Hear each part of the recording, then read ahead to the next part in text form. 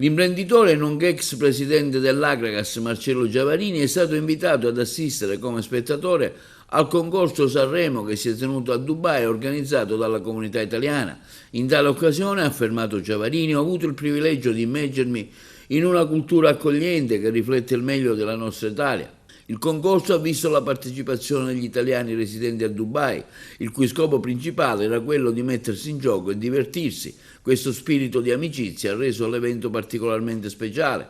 Marcello Giavarini inoltre ha affermato come sono stato particolarmente colpito dalla prestazione di Paola e suo marito Maurizio Maldini nell'interpretazione di Ricchi e Poveri e dalla scioltezza e dai bellissimi abiti della stessa presentatrice Maura Tavana. Sicuramente, conclude Giavarini, il prossimo anno parteciperò anch'io come cantante, passione che porto da anni nel mio cassetto dei sogni.